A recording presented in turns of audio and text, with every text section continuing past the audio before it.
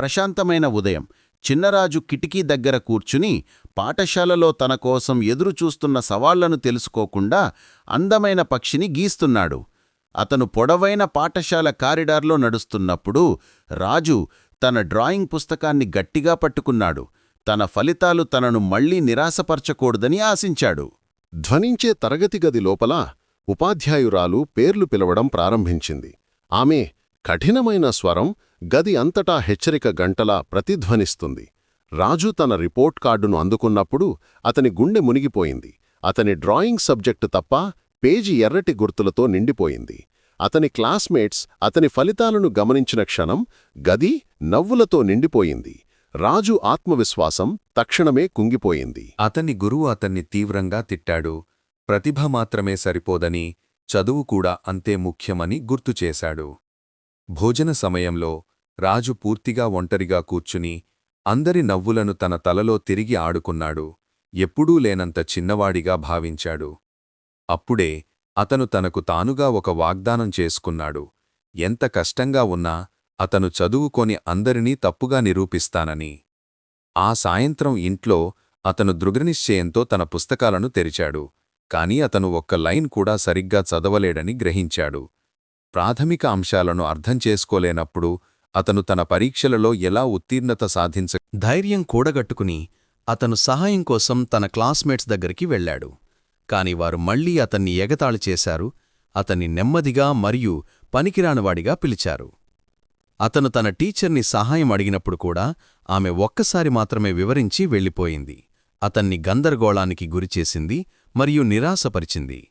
మద్దతు కోసం ఆశతో రాజు తన సోదరి చిన్నివైపు తిరిగింది. ఆమె ఓపికగా విషయాలను సరళమైన మార్గాల్లో వివరించడానికి ప్రయత్నించింది. కాని అతని ఎంత ప్రయత్నించినా పాఠాలు అర్థం కాలేదు. మరియు ఓటమితో అతని బుగ్గల మీదుగా కన్నీళ్లు కారుతున్నాయి. తలుపు దగ్గర నుండి అతని తండ్రి నిశ్శబ్దంగా చూస్తూ బాలుడికి తిట్టడం కంటే ఎక్కువ మార్గదర్శకత్వం అవసరమని గ్రహించాడు. ఆ సాయంత్రం తరువాత అతని తండ్రి అతన్ని బయటకు పిలిచి రాజును కూర్చోమనడిగాడు. అతన్ని తీవ్రమైన చర్చకు సిద్ధం చేశాడు. మొదట తండ్రి చదువును నిర్లక్ష్యం చేసినందుకు అతన్ని తిట్టాడు. కాని ఆ కోపం వెనుక లోతైన ఆందోళన మరియు ప్రేమ ఉన్నాయి. అప్పుడు మృదువైన స్వరంలో రాజుకు మొదటి నుండి అతను అర్థం చేసుకునే వరకు దశలవారీగా ప్రతీదీ నేర్పిస్తానని వాగ్దానం చేశాడు. రాత్రికి రాత్రి ఒక చిన్న దీపం యొక్క వెచ్చని కాంతి కింద తండ్రి మరియు కొడుకు కలిసి చదువుకున్నారు. నెమ్మదిగా అవగాహనను పెంచుకున్నారు. మరియు తెల్లవారుజామున కూడా పనికి బయల్దేరే ముందు అతని తండ్రి బోధన కొనసాగించాడు. రాజు వెనకబడకూడదని నిశ్చయించుకున్నాడు. గ్రహించాడు మరియు అతనిలో కొత్త ఆత్మవిశ్వాసం వికసించడం ప్రారంభించింది.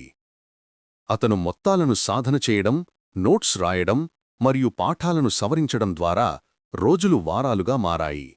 అతని పురోగతితో తనను తాను కూడా ఆశ్చర్యపరిచాడు.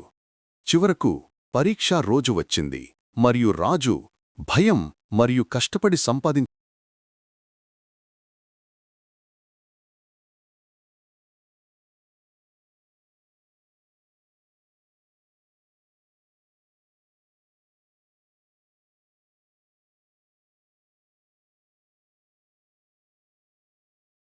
ఫలితాల రోజున పాఠశాల మొత్తం గుమిగూడింది. మార్కులు ఒక్కొక్కటిగా ప్రకటించడంతో వాతావరణంలోనూ మంచి మార్కులతో ఉత్తీర్ణత సాధించాడు.